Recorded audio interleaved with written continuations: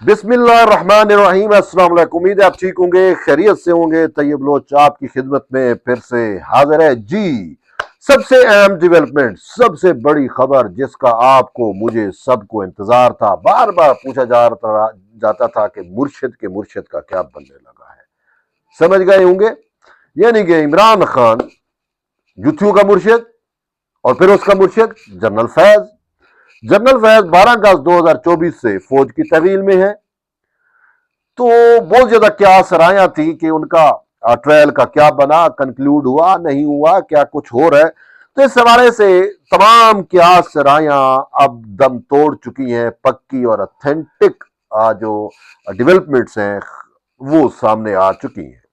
آج بیسیکلی فوج کا جو ترجمان ادارہ ہے ISPR، اس کی جانب سے جو ہے جنرل فیض حمید سے متعلق جو ہے وہ اپڈیٹ فراہم کی گئی ہے اوورال۔ اور پہلے تو میں بتا دوں کہ اس میں کہا کیا گیا ہے۔ ISPR کے مطابق 12 اگست 2024 کو پاکستان آرمی ایکٹ کی متعلقہ دفعات کے تحت لیفٹیننٹ جنرل فیض حمید ریٹائرڈ کے خلاف کارروائی شروع کی گئی۔ Field general court marshal K اگلے مرحلے میں باضابطہ طور پر ان کو چارج شیٹ کر دیا گیا، یعنی کہ فرد جرم عائد کر دی گئی۔ کہا گیا ہے کہ ان چارجز میں سیاسی سرگرمیوں میں ملوث ہو کر آفیشل سیکرٹ ایکٹ کی خلاف ورزی کرتے ہوئے ریاست کے تحفظ اور مفاد کو نقصان پہنچانا شامل ہے۔ اختیارات اور سرکاری وسائل کا غلط استعمال بھی شامل ہے، اور اس کے ساتھ ساتھ افراد کو ناجائز نقصان پہنچانا، یعنی کہ انڈیویجلز کو بھی ناجائز نقصان پہنچانا کا جرم جو ہے وہ بھی فرد جرم میں عائد کیا گیا ہے۔ Field general court marshal K عمل کے دوران، یہ اہم چیز ہے، field general court marshal K عمل کے دوران ملک میں انتشار اور بدامنی سے متعلق پرتشدد واقعات میں ملوث ہونے سے متعلق بھی لیفٹیننٹ جنرل ریٹائرڈ فیض حمید سے تفتیش جاری ہے۔ اور پھر 9 مئی کے پرتشدد واقعات میں بھی جو ہے یہ شامل ہیں، اور اس سے متعلق بھی تفتیش جو ہے وہ کی جا رہی ہے۔ پھر یہ کہا گیا کہ مذموم سیاسی عناصر، یہ چیز مذموم سیاسی عناصر کی ایما اور ملی بھگت بھی شامل تفتیش ہے، اور پھر ان کو قانون کے مطابق شفاف ٹرائل اور تمام حقوق بھی حاصل ہیں۔ اب یہاں پہ جو کہا گیا جی مذموم سیاسی عناصر کی ایما اور ملی بھگت بھی شامل تفتیش ہے۔ اب مذموم سیاسی عناصر کون ہیں؟ یہ تو جنرل فیض حمید سے متعلق ہے، اس کا جو تعلق ہے وہ مذموم سیاسی عناصر کون ہیں؟ سیاسی عناصر، پولیٹیکل ایلیمنٹس کون ہیں؟ بانی چیئرمین تحریک انصاف خود ہی ہے نا مرشد۔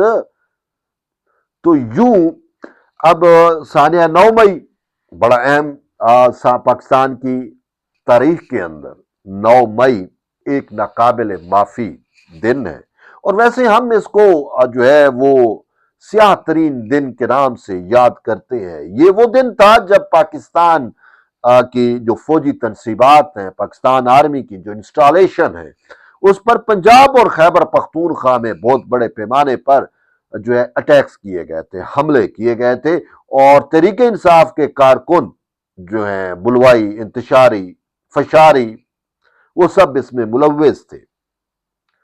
GHQ حملہ کیس بھی آپ کے سامنے ہے، وہ بھی پروسیڈنگ چل رہی ہے۔ تو GHQ جو جنرل ہیڈ کوارٹر ہے ہماری فوج کا، اس پہ بھی اٹیک کیا گیا، جناح ہاؤس اور قلعہ بالا حصار اور بھی متعدد۔ اور پھر سب سے بڑھ کے جو فوج کے ہیرو ہیں، جو آپ کے اور میرے قومی ہیرو ہیں، جنہوں نے جنگوں کے اندر اپنی یعنی کہ جان پیش کی، وہ جو ہیرو ہیں ان کی یادگاروں کے ساتھ بھی بے حرمتی کی گئی، ان کی تضحیک کی گئی۔ تو بہت زیادہ چیزیں تھیں۔ یہ جو 9 مئی ہوا، بیسیکلی یہ تو ہمارے دشمن کی ہمیشہ سے خواہش رہی، ازلی دشمنوں کی ہمیشہ سے خواہش ہے کہ ایسا کچھ ہو، لیکن ان ازلی دشمنوں نے ہمارے اندر کے لوگوں کو استعمال کیا اور اپنا یہ مذموم مقاصد پورے کرائے. تو اب اس میں جنرل فیض اور عمران خان دونوں انوالو ہیں، اور بیسیکلی اب یہاں پہ کہا جا رہا ہے کہ جی جنرل فیض نے خان کو استعمال کیا، لیکن میرا پوائنٹ آف ویو ڈیفرنٹ ہے. آپ اپنا پوائنٹ آف ویو ضرور مجھے آگاہ کریں، اپنے کمنٹس میں ضرور بتائیں. میرا پوائنٹ آف ویو یہ ہے کہ عمران خان نے جنرل فیض کو استعمال کیا. آپ اس بارے میں کیا سوچتے ہیں ضرور بتلائیے گا. اب جنرل فیض کو کیسے استعمال کیا گیا، یہ تو جب چیزیں کنکلیوڈ ہوں گی نا پھر یہ چیزیں سامنے آئیں گی، لیکن میں نے اپنی رائے آپ کو دی اور میں اس کو بتاتا ہوں کہ عمران خان کی ساری زندگی دیکھیں ہمیشہ یہ لوگوں کو سیڑھیوں کے طور پر استعمال کرتا ہے اور ان کو زینے بنا کے یہ ہمیشہ اوپر جاتا رہا. یہ پورا اس کا ہسٹری ہے. ریسنٹ ہسٹری اگر چیک کر لیں تو جہانگیر ترین کو اس نے استعمال کیا اور جہانگیر ترین کو قربانی کا بکرا بنا کے سائڈ پہ پھینک دیا.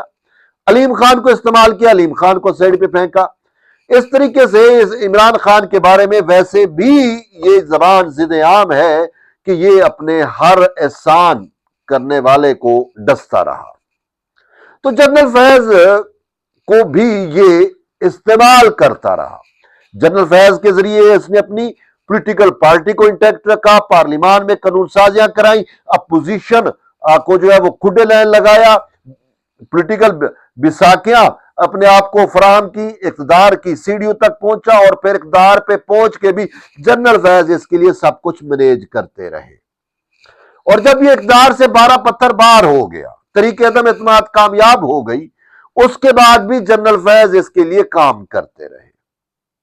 اب ان دونوں کا مفاد بھی ایک دوسرے کے ساتھ جڑا ہوا تھا، اور وہ مفاد میں نہیں بلکہ خود یوتھیے پورا ایک پلان 2035-40 تک کا پورا پلان انہوں نے کہا تھا کہ جی عمران خان جو ہے وہ 5 سال ٹینیور پورا کرے گا، پھر جنرل فیض اس ٹائم آرمی چیف بنے گا، اور آرمی چیف بنے گا تو پھر عمران خان کو وہ 2/3 دلوائے گا، اور پھر جو ہے یہ حکومت رہے گی، اور پھر عمران خان جو ہے وہ جنرل فیض کو ایکسٹینشن دے گا، اور پھر جنرل فیض جو ہے وہ دوبارہ عمران خان کو الیکشن جتوائے گا، اور پھر یوں صدارتی ان تک 2035-40 تک انہوں نے جو ہے اپنی منصوبہ بندی کر لی تھی.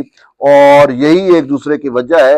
اور پاکستان کی تاریخ میں پہلی دفعہ ہم دیکھ رہے ہیں کہ پولیٹیکلی اگر کسی آرمی چیف کی جو اپوائنٹمنٹ ہے اس پر پولیٹیکلی کھلواڑ پہلی دفعہ ہوا جو کہ عمران خان نے کیا. یہ جب موجودہ army chief general Asim Munir کی اپوائنٹمنٹ ہونی تھی یا ان پروسیس تھی، یا پاکستان میں آرمی چیف اپوائنٹ کیا جانا تھا، تو عمران خان نے لانگ مارچ کیا اور GHQ کی طرف گئے، پنڈی کی طرف. یہ سارا کچھ آپ کے سامنے ہے، جس میں خان صاحب کے بقول وہ گولیاں ان کو چھوتی ہوئی گزری تھیں، اور وہ اس کے باقی بندوں کو اور اس کو بھی گولیاں لگیں، اور پھر آپ نے دیکھا کہ ویل چیئر پہ آ گیا، اور پھر وہ ویل چیئر جو ہے رینجر نے کیسے ان کو ویل چیئر سے اٹھایا اور پھر دوڑ بھاگ رہا تھا.